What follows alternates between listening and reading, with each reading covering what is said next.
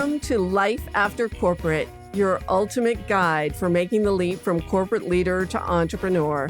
I'm Deb Boulanger, entrepreneur, executive leader, and founder of the Launch Lab for Women Entrepreneurs.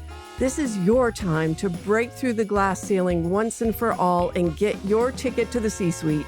Come back each week to get the leading strategies, advice, and tools that will give you the skills and confidence you need to replace your corporate paycheck. Are you ready? Let's go.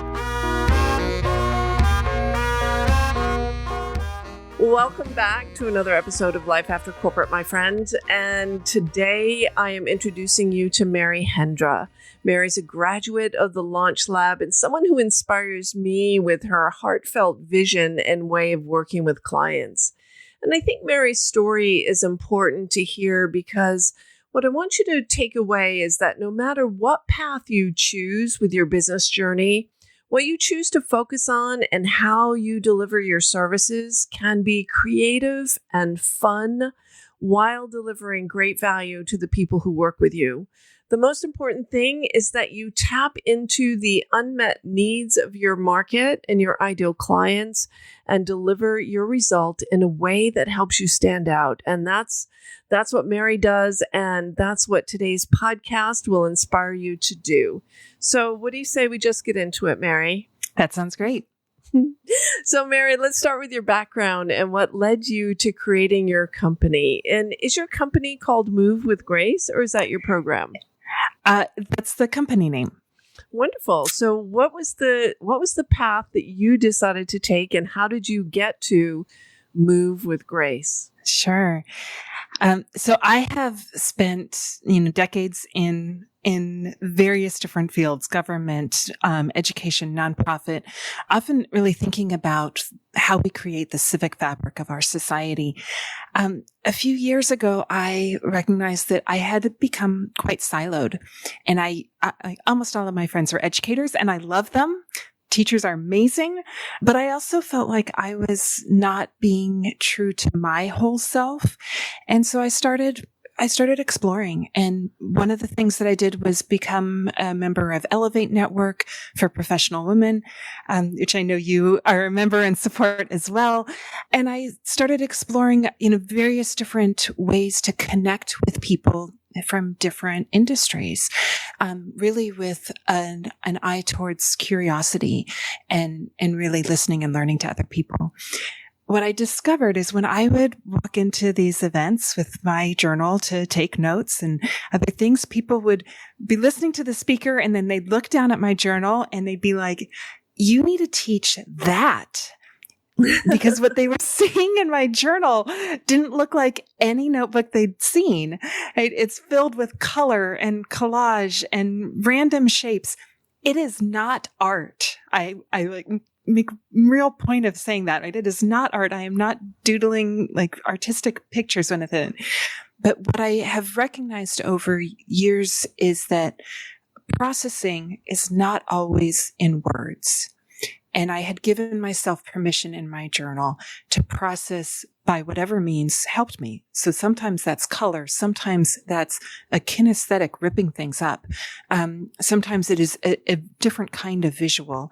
And there is a real need for people who were, stressed about things, who were anxious about things, who were trying to make decisions and they weren't sure what was right, to tap into more ways to process in order to find the clarity that they needed to move forward. Well, I agree that anyone who looks at your Instagram feed will immediately have journal envy, because that was my reaction too. So I have total journal envy whenever I see your Instagram feed because it looks artistic, and I so get that, you're using the journaling process that you've created to tap into a higher level of consciousness. So how did you discover that? Like, did you just wake up one day and start ripping things up and drawing on your journal? I mean, like, how did that all start? Yeah, great question. There's been a part of kind of doodling and playing in art that has always been with me, but where this really started was when I lost my father. very close to my father. I loved him dearly. And when he passed on, I had been at a point where I was writing regularly in my journal. I loved writing. After he passed, I found that I would open my journal, I'd stare at the blank page, and I could do nothing. Like there were no words that came. There was nothing I wanted to keep. And, all the people who say like journaling is good for you and get it out. I just couldn't. There was nothing that I could put in there.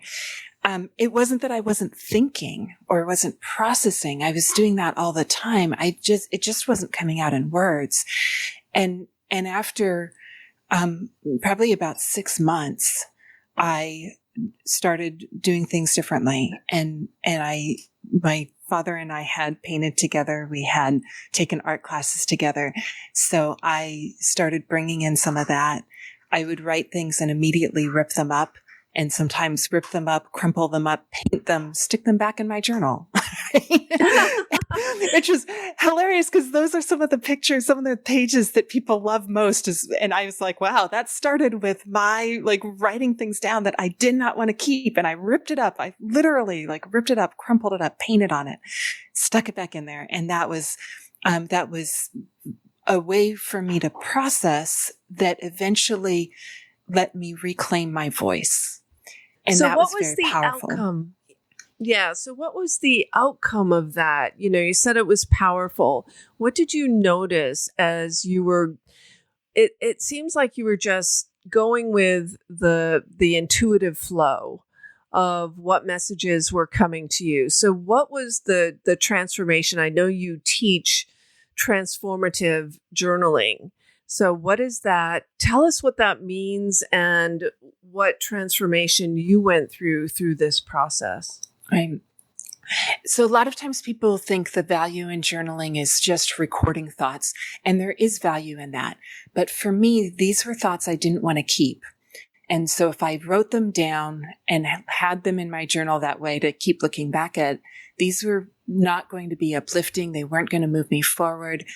By literally physically transforming these journals with paint, with ripping, with the, kinesthetic, with collaging in different ways, what I've now come to see in the research is I was distancing, and I was giving myself distance from my thoughts so that I could look at them from a different space.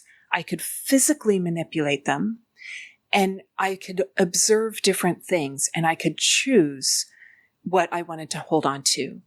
And that level of agency that I'm choosing what thoughts I want to bring with me, is something we forget sometimes, that we have that agency, but it's a very powerful opportunity to make decisions about what you want to take with you and what you can let go of in your thinking. That sounds so incredibly powerful. And it's so interesting that you started with the thoughts that you didn't want to keep so that you could choose the thoughts that you did want to focus on. And I think bringing that level, like you said, agency to it is so powerful. I'm thinking right now, it's hard not to be distracted and thinking of all the decisions that I have to make and the things that I want to let go of and new thoughts that I want to welcome in. So I think as entrepreneurs at various points on this journey, we're always reevaluating our own path, and just people in general, especially people who are on a conscious path to evolution, who want to co-create their future, co-create their present for that matter. This must be a super powerful tool. So I know in the Launch Lab, we had fun looking at testing this with your market. I know you did a beta launch more than a year ago, right? Where are we on this journey? Fill us in. Great. So I did the Launch Lab really helped me take this practice that I do and really combine it with years of work in learning and teaching in organizational structures, even, and adult development, and put it into what I developed as a master course, which I offered for the first time, a year and a half ago. And, I had my baseline that I wanted to make sure that I had 3 to 5 people who would participate with me as a beta trying this out. And I got 5 people and we went through the whole master course. They so loved the transformation and that it actually evolved into a next step because there were a number of them that said, we don't want to stop meeting. Like we're just starting in with this community. We want your help in making sure that we sustain these practices over time. And so I ended up creating a small community for alumni to be able to continue once a month. And with the way that I run it, I send little gifts. We do activities together. The initial master course had very specific lessons we were going through and building a foundation for what these strategies can look like. The community is different. It is just about sustaining, but I still send a little gift every once in a while to, keep some of the play and curiosity in it. And then from there, I ran the master course again this year. So that was a great kind of reaffirmation. I'll also say that for me, part of what was most rewarding was hearing the individuals say, talk about the challenges that they had been facing, the stress that they had, or the decisions they were trying to make, and how participating in the course allowed them to feel very confident with a decision that they didn't anticipate when they started. So it was both that the class opened up a new way of thinking about it, a new observation about what they needed or what would be their next step, and then a real security to go for it, take the step. Wow, that sounds so amazing. And I'm a big believer that we are spirit here in human form on this earth, right? And there's so much wisdom that is available to us that's not available to the mind, right? So the thinking mind. And I love your technique because I can see it. I can observe through what's happening, through what I've seen from the outside, that there's massive transformation on the inside. Can you share a story about someone who was in one of your programs and where they were when they got started and maybe where they are now? Sure. So there's one person who came with a number of different things, transitions that she was facing. One was having lost a parent recently, so there was a personal kind of space she was in. And another was leading a team just as COVID hit and all of the activities that they had planned to be working with cohorts of educators suddenly disappeared. They weren't able to do any of those plans. So a real uncertainty about how do they even do their work. And it's a team that is dispersed. Now we have lots of teams that are all dispersed and working remotely. This one had been dispersed previously, and they really didn't have a common bond where they felt the community together in kind of how to make that change happen. So she was in my master's class, and I'll tell kind of 2 stories related to it because in doing the master class, there was one day where we did an activity, and she wasn't able to be on the class live, so she had watched the recording. And when she emailed me afterwards, she said, "I had been refusing to let myself think about my mother because I didn't think I had enough time. But in half an hour, you brought me from being unwilling to think about her to cherishing her memory in such a positive way that I feel like her love and she are just wrapped around me." Wow, and what a beautiful experience, huh? Right. And I mentioned the team because she started thinking about her team professionally, but she also then invited me to really co-plan their strategic retreat so that they could all develop the tools, use the strategies that I share to bring a little bit more play and creativity into it, to reduce stress, which is something that people don't always realize, but there actually is is research around like burnout and the stress cycle, that part of what we experience with stress is physical. It's not necessarily in our head. And so some of the techniques that I do where we're ripping paper apart, where we're, manipulating things physically, is actually a way to release stress. And that can bring clarity too. So with this team, I led sessions throughout their week together.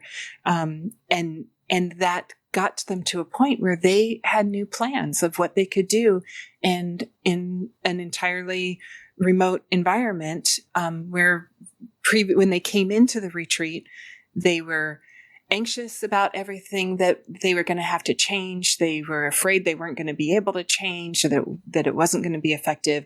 They didn't all entirely trust each other. There were some very solid relationships, but there were some that just did not feel part of the group. And that group then ended up doing so much for the people they work with over the course of the pandemic year. So this opened up a whole new avenue for you to reach people. Is that right? I'm taking a leap of analysis here, but I'm thinking, oh my God, you can lead retreats, you can lead teams and team building. And this is not only an individual journey, but it can be a team journey as well. How exciting. It is exciting. And that part of the growth has been quite organic, because it's been, as people have worked with me, they've said, hey, could you also do this? And I love that. And it comes back to what you said in the beginning of how important it is to really know, listen to, and I would add, like, be compassionate for the people who are coming to us for help. Yes. And that is being a really good listener and having well-tuned antennae to pick up on what are the opportunities or what are the challenges that the people around us are having. And if you have resources that you can share, what I love about this, and we use the word organic, and it has been organic growth, but it was also a very organic process. This whole process of transformational journaling is an organic process. And when you launched your business, and you're unique in the Launch Lab, because I don't think that anyone else has had this exact same launch journey where there was something that was a useful tool that you discovered in your life that you really invented or created from a need to process an emotional situation, an emotional challenge, and that you realize the benefit. And then just by doing what you do in the way that you do it, of capturing information, of culling through what is the primary message that I need to be paying attention to here, you've created an entirely new business opportunity. So I'd love to hear, what's your strategy moving forward? Well, first of all, my first question is, what was it in the Launch Lab that brought you the most clarity as far as what the potential was for this business? That is tough, because I will say there was so much in the Launch Lab that was new to me. I don't have any entrepreneurs in my family. I don't have business owners. My background and experience is coming in through government, education, nonprofits. So there was honestly so much that was new. I will say, ultimately, I created a journey for clients and really looked at the whole transformation that the journey that my clients could achieve through a masterclass. So really deliberately setting that up. And that is probably what was most significant in deciding to offer what I did, right? I could have chosen a different kind of offering, but to choose a masterclass where I could really chart out, this is the client transformation, and this is what I can offer to people who have this need. That's probably the single most important in terms of the offering itself. But again, like, so much was really new to me and was so important for me to understand for the ecosystem of what it means to be an entrepreneur. Yeah. And that early validation was so important to just keep it going. And did you ever feel a little bit afraid or unsure that this was the right path What were some of the emotions you went through as you were creating that first masterclass experience? Well, and I'll say, like, it was interesting in that validation part, because one of the things you had helped me realize was that there was some validation I could find that was external, looking at others, but there also were some things I had already done that provided validation already.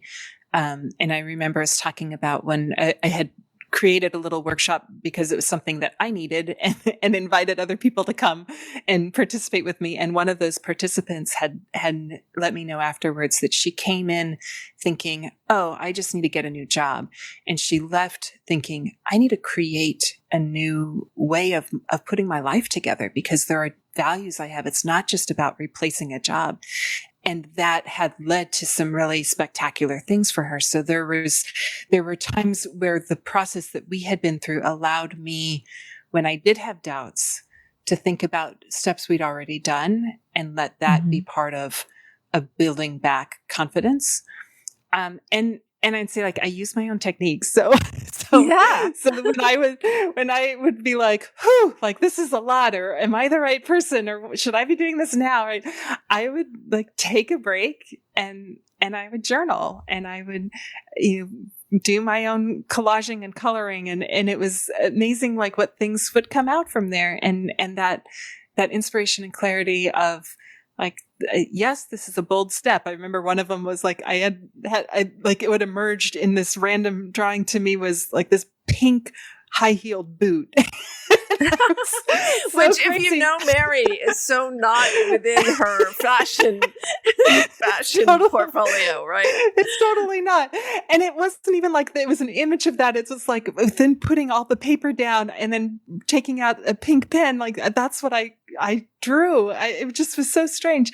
But it was, the message was like, step boldly. It was like, okay, like, this is what feels bold to me, but it's clearly like, I need to try it. And so let me try it. There were some times where I, like, had to just barrel through of kind of like, okay, like, I'm uncertain about stuff. I'm just going to do it and then sit back and see where I can get. As soon as I probably was most nervous in that moment right before I put it out to the world, and I wasn't sure who was going to sign up. And it was very interesting because some of the people I thought were going to sign up did not sign up. And somebody that I had not thought about in my first round of invitations, but then I thought, you know what, let me send it to her. She came in with 2 friends.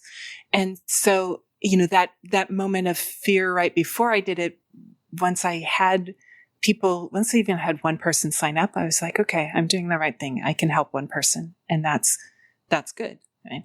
And so there's a little bit of that, roller coaster, but there were plenty of spaces to just appreciate what I was giving to the world that was unique. Yeah, there's always those first times, right? Brene Brown calls them the FFTs, the effing first times, when you try something and you're not sure. And it takes a lot of courage and bravery to do that. And it was just so awesome to watch this unfold from my side of the equation and see you step so bravely into that zone and receive that incredible response of people being transformed by this. And what I love about this is it's a unique approach. So there's nothing cookie cutter about you. You are you did you in the Launch Lab. You've created a unique solution. And there are so many applications for this. As I'm sitting here, I'm thinking, oh, I want to learn this. I've always said this to you. I want to be in your program. I want to learn this technique. I'm sitting here thinking, oh, we're having a 6-figure accelerator retreat in October. I would love for Mary to lead a session for my higher level program for people who graduate from the Launch Lab and are building out their 6-figure businesses, because there's so many FFTs in this journey, right? So as you start to grow and develop and create new products and new programs and reach new markets and increase your prices and step boldly into this new value proposition. So I'm curious, Mary, what's next for you? Where are you going with all of this? I am enjoying the journey, first off. And so that's one of the things that I am just looking for where there are the places. And honestly, there are so many paths that the hardest thing is saying, okay, I can do this part now and I can save this for later. So right now there are some workshops that are kind of more of a mid-level offering that I'm developing, recognizing the master course is kind of the most in-depth of time commitment that I would ask. So I'm developing some workshops. And I've done some trying to write up my strategies. I do have a little mini book on transformational journaling that your listeners can download for free. But I'm looking at how do I write a longer book about this to give more of the strategies and really, share this with more people. Yes, and we will share that link to the mini book. But I see this as a TED Talk. I see this as a book. I see this as a high-end, high-ticket program mastermind for people who want to, it's almost like breaking through that final frontier. And I often use the analogy of our minds are like hoarders' houses, and there's just no room for insight and inspiration because of all the stuff that we've accumulated over these decades of living. And the opportunity is to clear out that space and redecorate and see things and feel things in a new way. And your approach is so effective, and I'm so excited. I can't wait to experience it. We're going to have to talk after the podcast.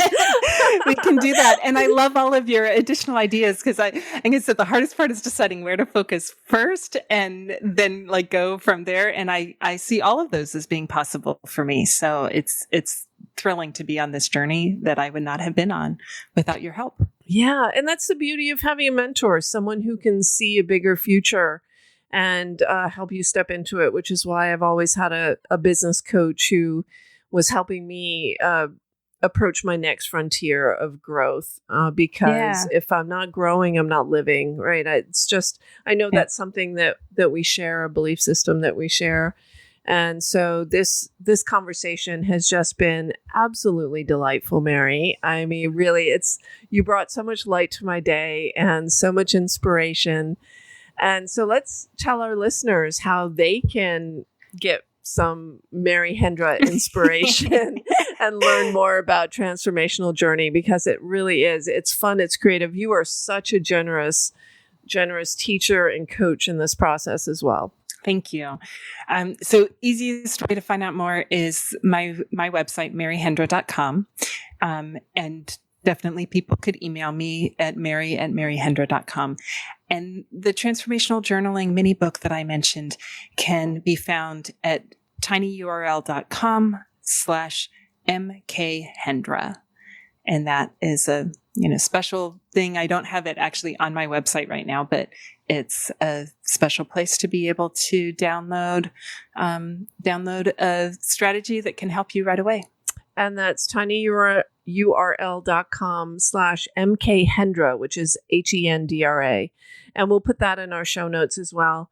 And Mary, I'm jumping up and down. I mean, I'm so excited for you and finding this path. Is there a plan? I mean, I don't want to let the cat out of the bag, but are you going to do this full time? Do you have a plan to transition over?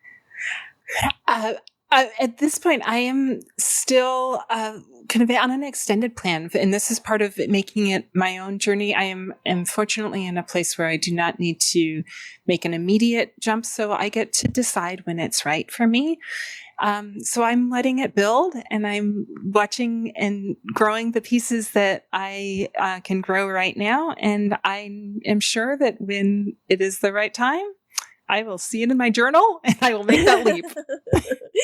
Absolutely. Mary, thank you again. And it's been such a pleasure. I wish you all the best and can't wait for our next opportunity to collaborate. Likewise. Thank you so much for having me, Dem.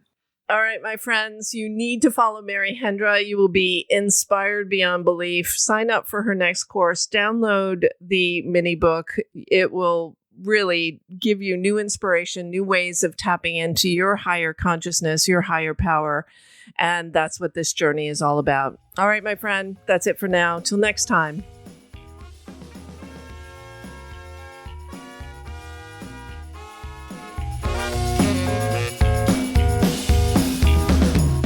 Thanks for listening, my friend. If you enjoyed this show, please head over to iTunes and subscribe and leave us a review. And be sure to hop over to the Life After Corporate Facebook group and join other growing entrepreneurs to get weekly tips on how to create more money and meaning doing work you love.